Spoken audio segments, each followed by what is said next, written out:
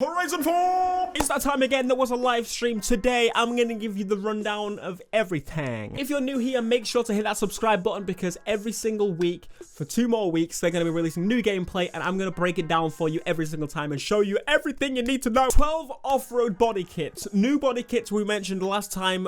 I'm really excited about those, but this time they've dived right into showing us off-road body kits available for 12 vehicles. So 12 total body kits when it comes to off-roading, which I'm really glad to see, and it's not just performance car body kits and, you know, wide fenders for your drift car, because I like off-road cars when they properly make them off-road brutes. There's a lot of wasted potential with some cars. I want bash bars and all this kind of stuff to come out and protrude, and, you know, and ram bars, that's what I'm talking about. But they're finally seeing that potential and properly going in with it, so I'm super thankful that that is there. So this is during autumn, as you can probably tell. There's atmosphere, the surroundings, everything is looking extra crisp and extra orange because that's what autumn is. You know, if you live in a place where seasons don't exist, then this is what autumn is like. It's very brown, everything is dying in a way. It's almost winter time. The trees are like, well, I may as well give up. One thing they showed straight away which made me super excited about this game, because one thing Forza has really lacked in every single installment is the fact that there was a lot of barriers, there's a lot of limitations, there's a lot of invisible walls. As you see a mountain in the distance, you cannot get up that mountain. Well, turns out this game has at least a lot more open availability for you to explore. You can drive up the mountains, drive down the mountains, along the mountains, round the mountain, whatever you fancy. You can actually drive up them though, which is the main important one, because before you'd have to go round and just pretend they weren't there because you were never going to touch them. Super cool. I don't know the extent of this. I don't know if this is, again, all of the map. I don't know if there's every single area is drivable in the map. I hope that that's the case. If not, I hope that at least 99% of the areas we see we can drive, because otherwise it's really frustrating. It should be a thing. And we were then greeted with something that people were really begging for, the world map. Oh my god. So, this is what people have been wondering about, seeing everything, seeing the map. Unfortunately, they didn't zoom out and show the whole thing in one go. They kind of went around it a little bit to just not show everything, but kind of get an idea of the scale. That's the tactic they went for. But either way, it looks like a pretty impressive map. There's a lot of variation in here, as we can see, especially as I showed you the clips before, the off-roading and stuff. Definitely very welcome to the game, because before I said it felt very limited in the fact of off-roading when you have all these cool off-road cars that Motorsport really doesn't use, and a Horizon game has the ability to go off-road and stuff. It makes sense to do so. So this map actually has a whole bunch of the stuff unlocked already. And that's why there's a lot of stuff on there. I think most of it is unlocked, to be honest, including the special events that I forget what they're called. Showcases, that's what I'm talking about. They actually did show a showcase, which is the one against the big, it's on the tip of my tongue, hovercraft. Yes, my brain isn't working today.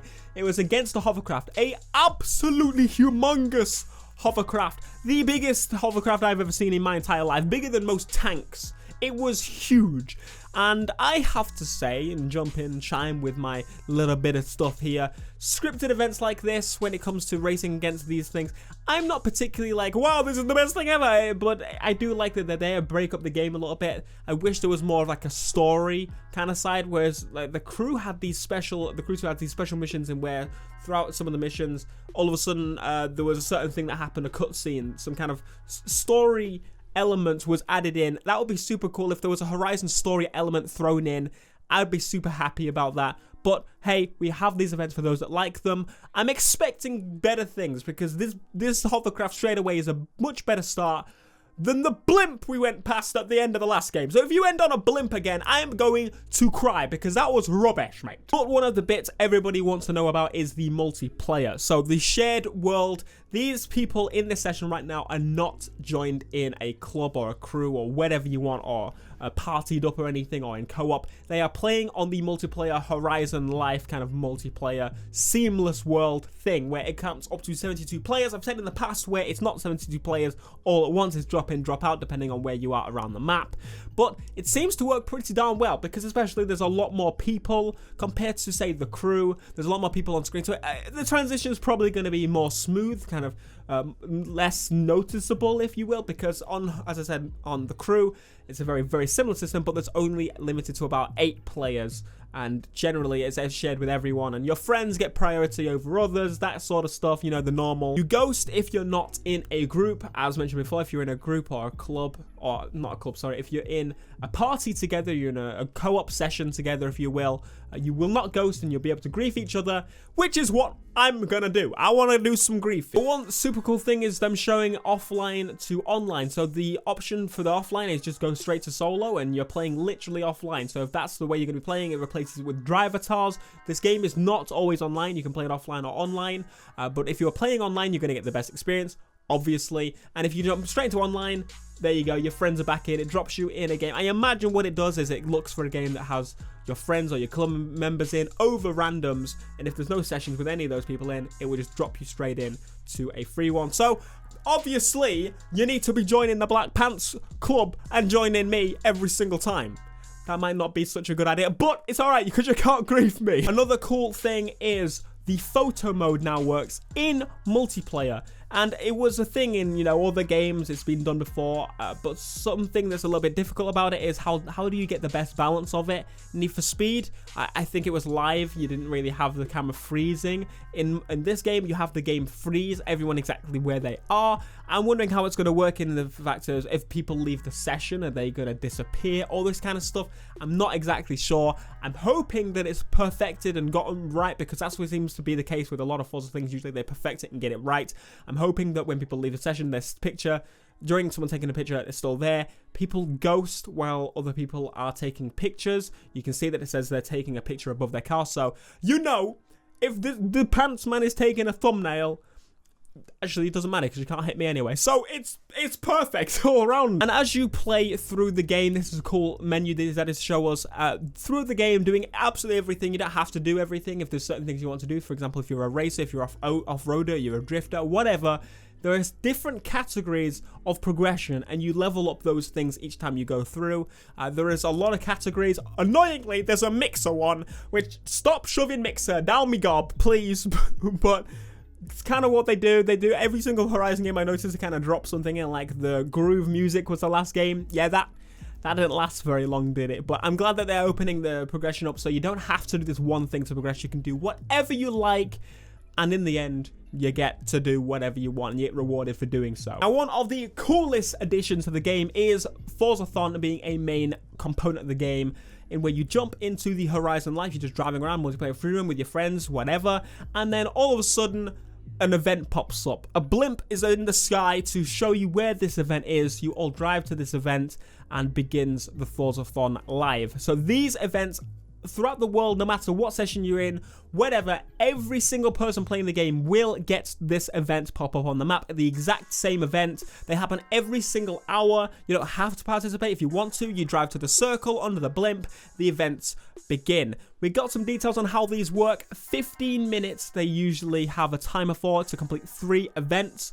These 3 events are, you know, rising in difficulty as you progress through them. They are team objectives, which in my opinion is the best route to go about it. There is one thing again I want to complain about, is that they're saying there's no leaderboards, there's no winners. Everyone that completes it gets to win, you know, that kind of thing, which is cool and all, but I think the best contributors should get some extra reward points. You get the Horizon points for winning these, which you get to spend in the Horizon Live shop or whatever it is. Forzathon shop.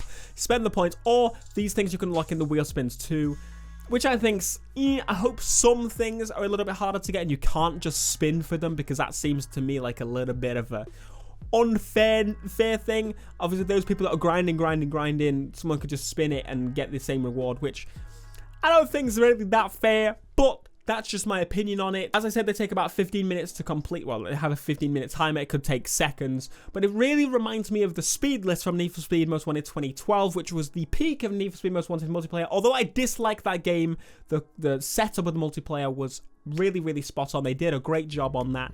And it takes the best bits from that, because there were some not so great bits, like, oh, everyone sit on this building for 10 minutes and people would push each other off and stuff, which Honestly, I hated it at the time, but I thought overall the concept was cool because it did encourage that kind of thing of, you know, I need to win, I need to push them off, I need to get up here and stay as long as I can, but if I push this person off, they're going to come back up and push me. So some sort of form of competitiveness I would like to see in some of the Forzathons. Maybe have an indicator say, you know, certain events, it's all for one for all, whatever, all that kind of stuff. Online rewind, which I was not expecting. You can rewind, and as you rewind, everybody carries on moving as they were. It's just you that rewinds, which is super sweet. I want to know, will this work in races? I highly doubt it'll work in races because it'll mess up the timing of the race and everything.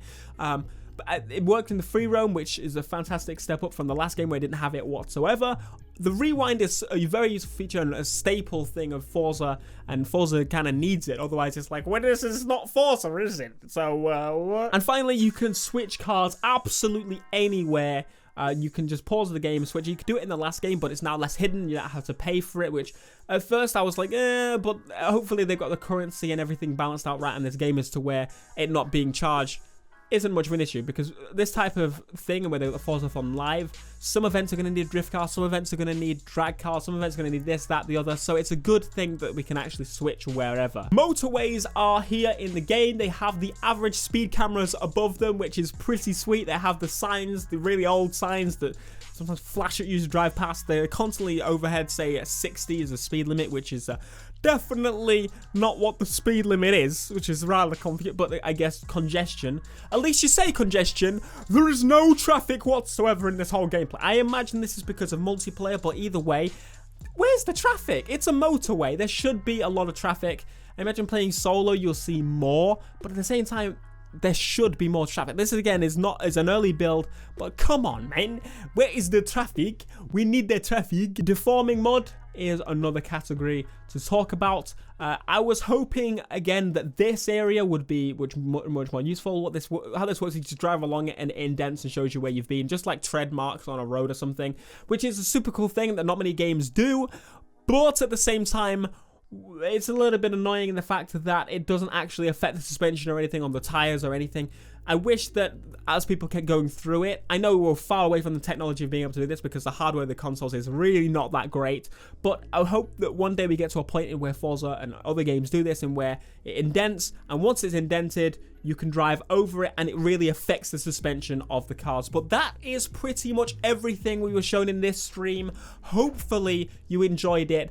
I really enjoy watching these Forza streams and breaking them down for you, so hopefully you guys enjoy watching the videos. If you are new, please subscribe for more Forza Horizon 4. Next week there's going to be more gameplay. Smash like if you enjoyed, subscribe if you are new, and I'll see you next time, fellas and ladies. Peace.